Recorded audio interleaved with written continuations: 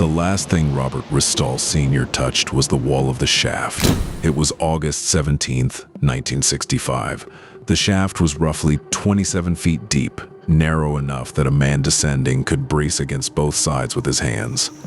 Restall had been working this particular hole for 7 years.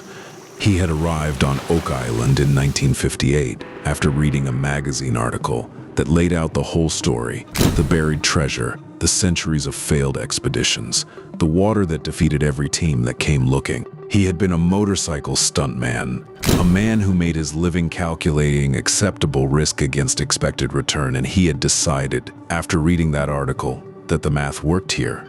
He sold his touring act. He moved his wife Mildred and their children onto the island. They lived in a converted boiler room on the shore. He built a coffer dam on the island's north beach. He worked through Nova Scotia winters, through equipment failures, through water that returned regardless of what he brought in to stop it. He wrote to Nova Scotia's provincial government, to investors, to anyone who might have information. He mapped every previous dig. He went down the shaft on August 17th. He did not come back up. His son, Robert Jr., 24 years old, heard something or didn't hear something and climbed in after his father. He did not come back up either. A contractor named Carl Grazer went in. A worker named Cyril Hiltz went in. 4 men, 1 shaft, under an hour. The gas, almost certainly hydrogen sulfide, released from the saturated ground at depth, gave no warning. At high enough concentrations, it becomes odorless. It does not announce itself. A 5th man, Andy DeMont, was pulled clear before it took him, dragged out by a bystander named Edward White, who was close enough and fast enough to matter. Those 4 are now part of a count that runs in the telling most people know from 1795. A count that a television narrator would one day intone must reach 7 before the treasure is found. The narrator was Leonard Nimoy. The year was 1979. The curse had no documented source before that broadcast. The island is 140 acres of forest and increasingly churned earth, sitting in Mahone Bay off the southern coast of Nova Scotia, Canada. At its center is a hole that no one, in 230 years, across 50-plus separate expeditions, has ever reached the bottom of. The deeper anyone digs, the more it floods. The story begins in every book and documentary that has covered this island with a teenager. His name was Daniel McGinnis. In 1795, in the legend, he crossed to the southeastern end of Oak Island and found a circular depression in the ground, roughly 13 feet across, beneath an oak tree with a block and tackle hanging from one of its limbs. The implication was clear. Something had been lowered.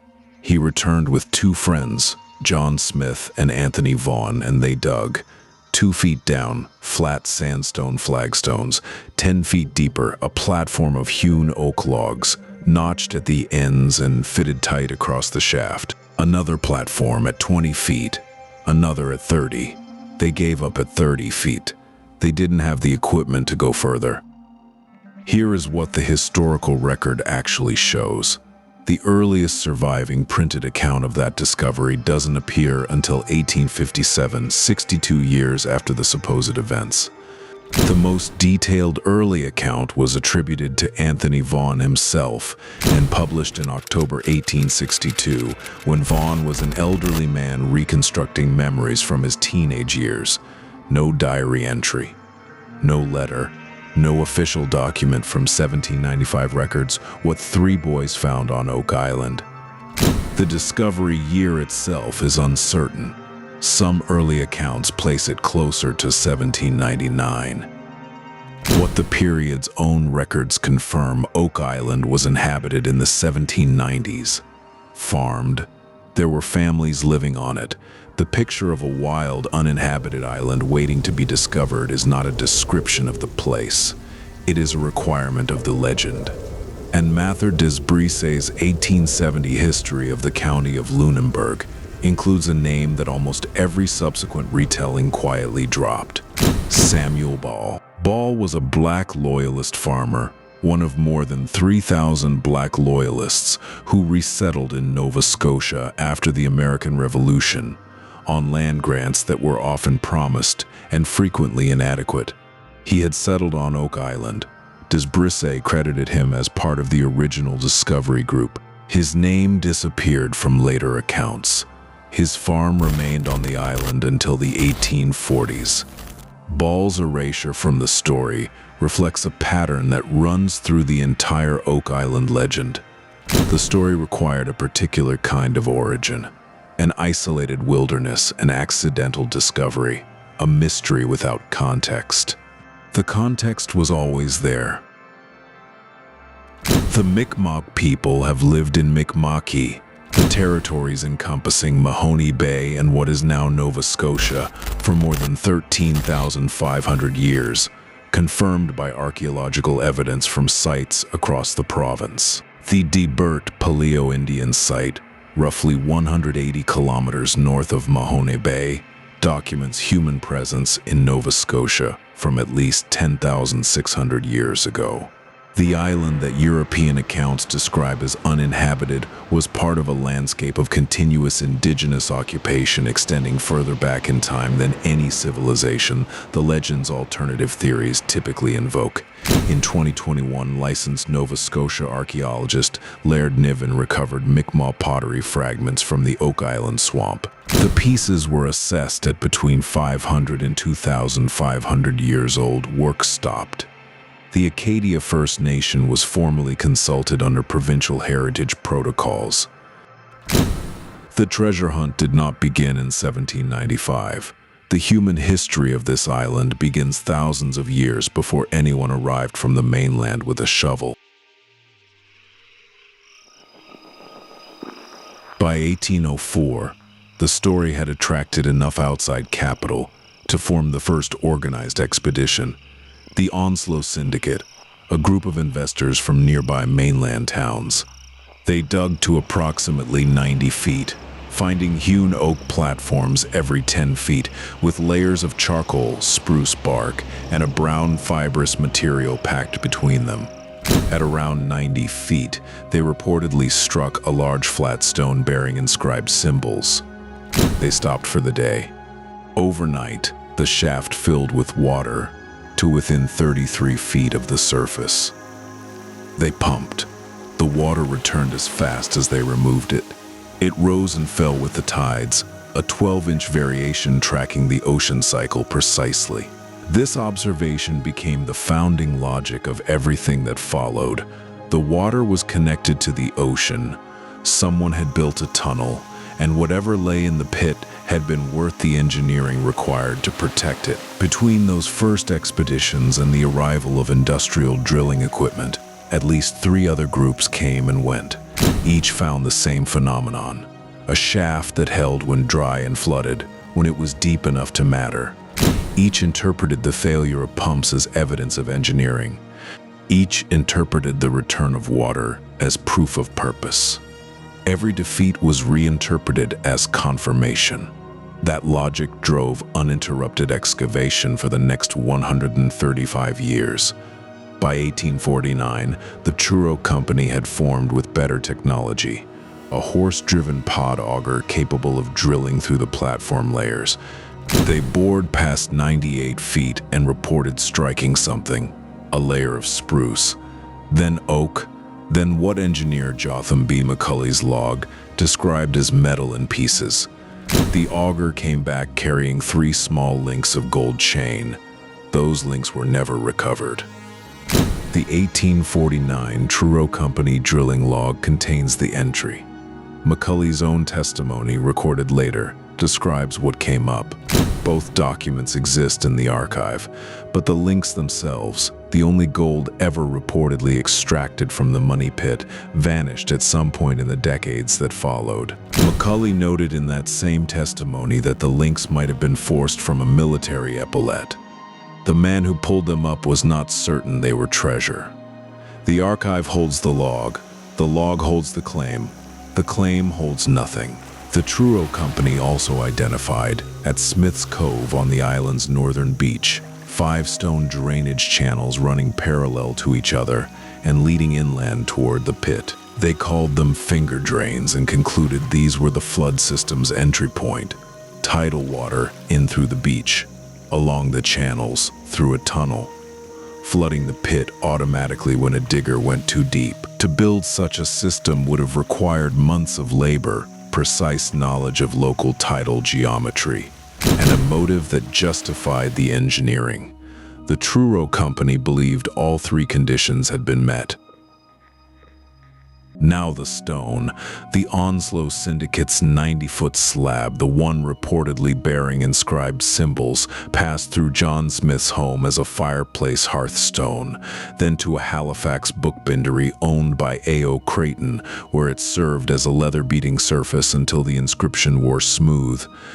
The store closed in 1919. The stone was gone. No photograph exists of it, no rubbing, no tracing made while the symbols were still legible.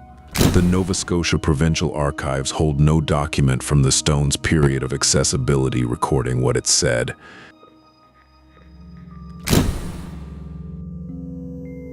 The translation most commonly repeated, 40 feet below, 2 million pounds lie buried, appeared first in 1949, attributed to a Reverend A.T. Kempton, who said he had received it from a schoolteacher long since dead. When Captain Henry Bowden examined the stone in person in 1909, he described it as plain basalt, with no visible inscription beyond initials carved by later visitors.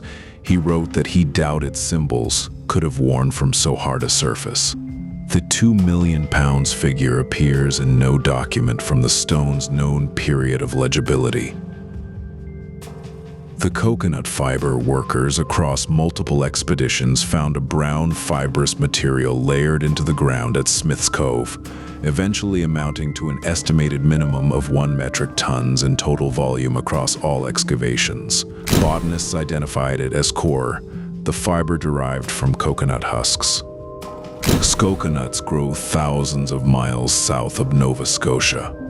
Core was a common material in 18th and 19th century maritime trade, used for rope, for ship dunnage, for packing cargo in tropical ports. The presence of tropical packing material buried in layers beneath a Nova Scotia island has driven more competing theories than almost anything else the site has produced. In 1995, a Smithsonian Institution botanist confirmed a Smith's Cove sample as coconut fiber. The same year, a scientist at Harvard University's Botanical Museum examined a different sample and returned a different result. Manila hemp, readily distinguishable from core under a microscope. Both analyses are in the record. Neither has been formally superseded. What makes the fiber significant is not just the identification dispute, but the volume and the placement. More than a metric ton of tropical material, recovered in distinct layers across 150 years of separate excavations by teams with no connection to each other. As if it arrived by storm surge or wave action, it arrived in remarkable quantity and at unusual depth. As if it arrived as ship dunnage, cargo padding from tropical ports, jettisoned in the bay and washed ashore. It arrived without the shipping records that colonial Nova Scotia's maritime industry would otherwise have generated. The Halifax and Annapolis Royal Port Archives for the relevant periods document no vessel offloading tropical vegetable fiber at Mahone Bay in any volume approaching what multiple excavations have recovered from the site. Radiocarbon dates on fiber from Smith's Cove range from approximately 780 AD to 1400 AD. Organic material from the Money Pit has returned dates of roughly 1036 to 1374 AD. Medieval dates. They establish that old organic material is present in the ground. They do not establish who placed it there. In 1909, a 27-year-old named Franklin Delano Roosevelt bought into an expedition. He had heard about Oak Island through his grandfather, Warren Delano Jr., who had invested in an earlier search. Roosevelt joined the Old Gold Salvage and Wrecking Company, led by Captain Henry Bowden, and traveled to Nova Scotia that summer. They called their camp Camp Kidd, after the pirate theory they found most convincing, and cleared the pit to roughly 113 feet. They sent divers down. They found nothing. Bowden published his conclusions the following year. The Money Pit was, in his assessment, a natural geological formation into which a century of legend had been projected.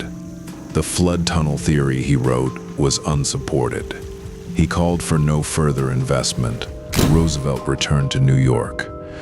He did not return to the island, but he did not stop following it. He tracked developments through his tenure as Assistant Secretary of the Navy, through his governorship of New York, through 4 presidential terms and the Second World War and every international crisis his administration navigated. He planned a trip to Halifax in 1939. Oak Island was 40 miles from the city, but fog and the weight of world events intervened.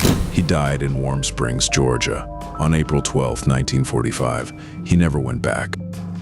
A photograph from the 1909 expedition survives. A young man at the camp, pipe in hand, looking at something just out of frame with complete certainty.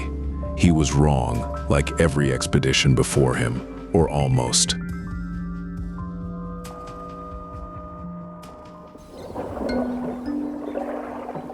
In 1995, a Boston area philanthropist named David Mugar, holding no stake in any treasure company and carrying no connection to the island's mythology, approached the Hole Oceanographic Institution with a proposal. Fund an impartial scientific survey of Oak Island. No obligation to support any prior theory. Woods Hole agreed. Their team introduced a highly sensitive fluorescent dye tracer into a borehole designated 10X, which previous investigators had identified as a likely connection between the pit and the sea. They stationed monitoring equipment at every point around the island's perimeter and waited. Nothing emerged, not at Smith's Cove, not on any other shoreline, not through any rock fissure, drain, or channel anywhere on the island. The dye went in, it did not come out. The more significant finding was the water itself. The water in the pit was not seawater. It was brackish, a mixture of fresh and salt water consistent with what geologists call a freshwater lens. A freshwater lens forms when groundwater accumulates above surrounding seawater inside the porous bedrock of a coastal island. The water pressure fluctuates with tidal cycles, producing precisely the tidal variation the Truro Company observed in 1849 and interpreted as proof of an ocean connection. No tunnel required, no engineering. Only the limestone-and-gypsum geology of the Windsor Formation, which underlies this stretch of Nova Scotia's coastline and creates the conditions for a freshwater lens naturally. A geologist named Robert Dunfield had reached the same conclusion 30 years earlier. After examining the pit walls during a re-excavation in the 1960s, Dunfield wrote that water entered through a natural course and caves typical to the Windsor Formation's limestone and gypsum. He called the flooding a geological inevitability. He recommended that no further excavation proceed on the basis of the flood tunnel theory. His report was filed in 1965. No expedition stopped because of it. The 5-finger drains at Smith's Cove, the physical evidence the Truro Company used to argue for an engineered inlet, were re-examined by researcher Dennis King, who concluded they were the probable remains of a saltworks operation. Colonial salt production in Nova Scotia required stone drainage channels for concentrating brine, an industrial structure. No connection to any buried chamber. What a century and a half of excavation rested on: a flooding shaft, a tidal rhythm, and an inference. What the 1995 survey showed: brackish water, island geology, no ocean connection. The trap that generations of treasure hunters spent fortunes trying to defeat never existed. It was always the ground. The people who designed the search were not foolish. They were wrong, and there is a difference. The Onslow Syndicate's hydraulic logic was coherent given what they could observe. Tidal water in a shaft, stone channels at the beach, a connection they could not disprove because the instruments to disprove it did not yet exist. What 145 years of excavation revealed is not that they were credulous, but that a natural geological feature, a freshwater lens in limestone and gypsum island rock, can be indistinguishable from an engineered system when you have only pumps, shovels, and a strong prior belief.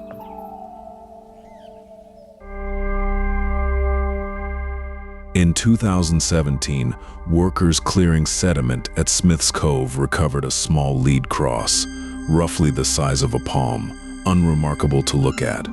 It went to the University of New Brunswick. Dr. Chris McFarlane performed laser-ablation lead isotope analysis, a technique that matches metal to specific ore deposits by their geochemical signatures. The results were confirmed by geochemist Tobias Skowronek at the German Mining Museum. The lead in that cross traces to the Cevennes Montagne Noire region of southern France, a source identified as pre-15th century. McFarlane published his finding with careful language. We did not find out the age of the artifact, but based on our findings, we believe the lead is of European origin. The cross's shape and purpose remain debated. The isotopic signature does not. Medieval French lead, Smith's Cove, Nova Scotia, UN explained. No one disputes the analysis. No one has supplied an explanation for the result. In 2021, during drainage of the swamp, workers recovered a piece of worked timber identified as part of a ship's structural element. Radiocarbon dating returned a range of approximately 660 to 770 AD, the oldest dated material recovered from the island. European settlement of Nova Scotia did not begin until 1604 at Port Royal, nearly 900 years after this timber's estimated age. The Norse reached Newfoundland around 1000 AD, documented at L'Anse aux Meadows, roughly 1,200 kilometers to the northeast. No comparable site exists anywhere near Mahoney Bay. What the 660 AD timber establishes, something made of worked wood, of the kind used in maritime construction, was in this swamp during the early medieval period. That is all it establishes. It does not point to a vault.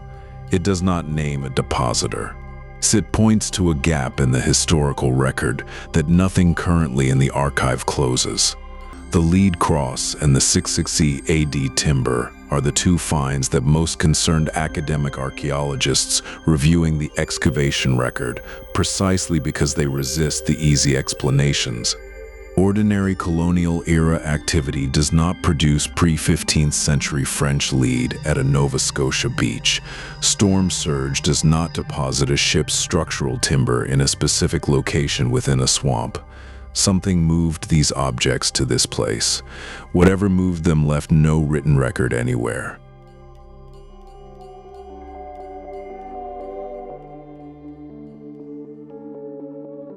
Robert Restall Sr. had spent his working life in front of crowds, motorcycle stunts, riding through walls of flame in arenas across North America, while his family watched from the stands. He understood the space between a successful risk and a catastrophic one. The margin was preparation. You studied the structure. You calculated the variables. You did not go until the calculation was complete. By 1965, after 7 years on Oak Island, the calculations kept coming out wrong. The coffer dam he had built at Smith's Cove held and then failed. Equipment brought in at significant personal expense broke down faster than it could be replaced. The letters he had written in 1958 and 1959, optimistic, full of projected timelines and expected depths, had given way to something quieter. The water came back. The answer stayed below whatever depth he had most recently reached. Mildred Restall was on shore when it happened on August 17th. She watched the rescue attempts. She watched Andy DeMont pulled clear. Her husband and her son were below. The shaft was 27 feet deep. There was nothing to be done. That is what this island does. It does not give answers. It gives enough. A date that fits nowhere. A cross from the wrong continent. A chain link from a man who wasn't sure it was treasure, to suggest the answer is one dig away. The evidence advances just ahead of the water. The flood arrives before the conclusion does. 7 years of preparation, one shaft, 27 feet, and then the gas with no warning, with no smell at all.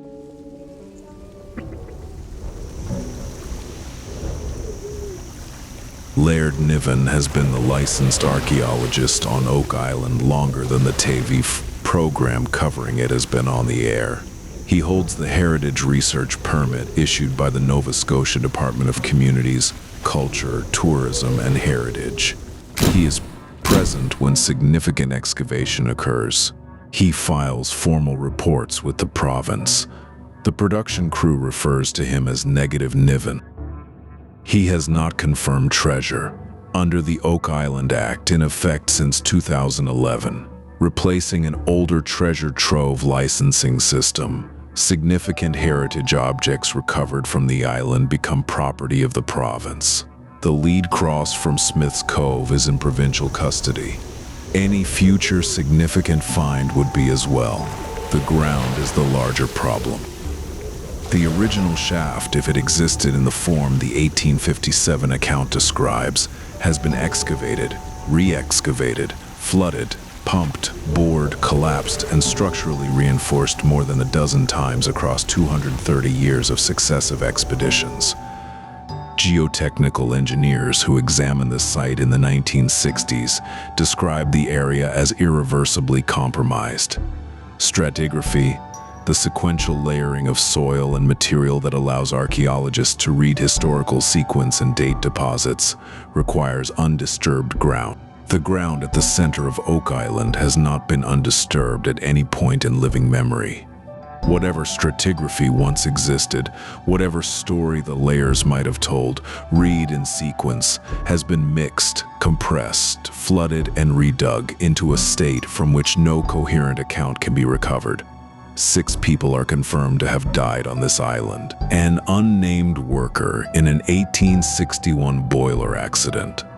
Maynard Kaiser, who fell into a shaft on March 26, 1897, and 4 men on a single afternoon in August 1965. The television curse says the count must reach 7.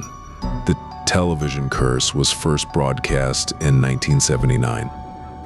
What genuinely remains unknown in 2026, after 230 years of searching, why worked wood with medieval range radiocarbon dates is present in the swamp?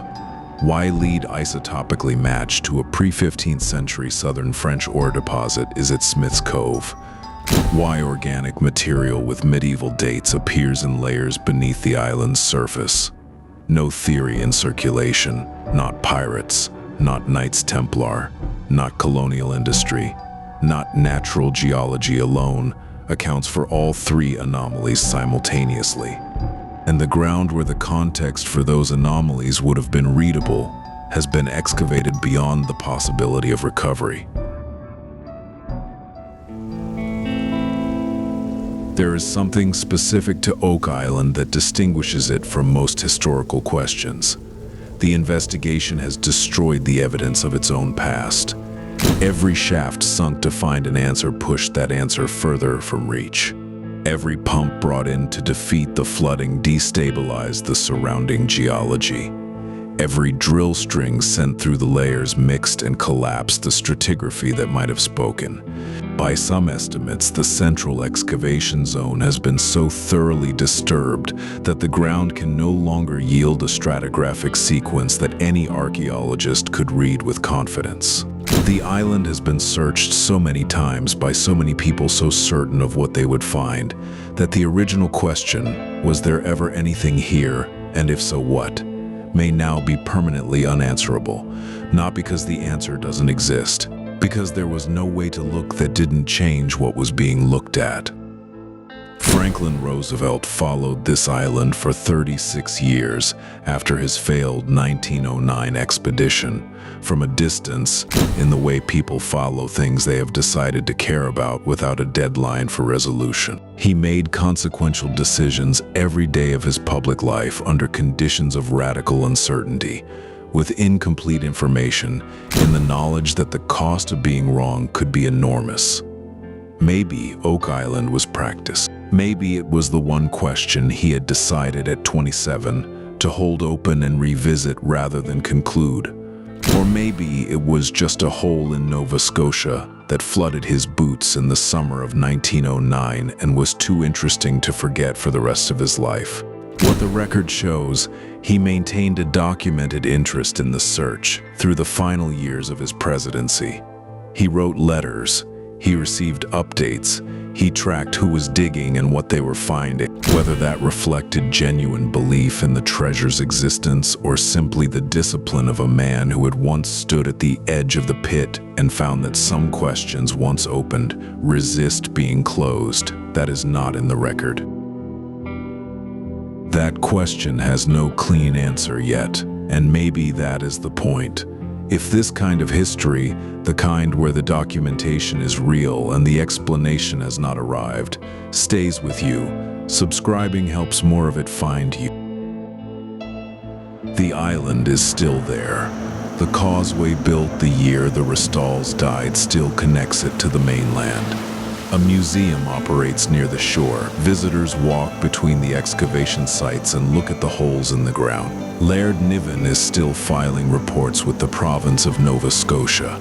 The lead cross from Smith's Cove, medieval French lead, isotopically verified, origin unexplained, remains in provincial custody. In the Truro Company's drilling log from 1849, there is an entry describing 3 small gold chain links recovered from 98 feet. The log survives. The links do not. No document in the Nova Scotia archive records where they went, or what they came from, or what, if anything, they were once attached to. The water comes back every time.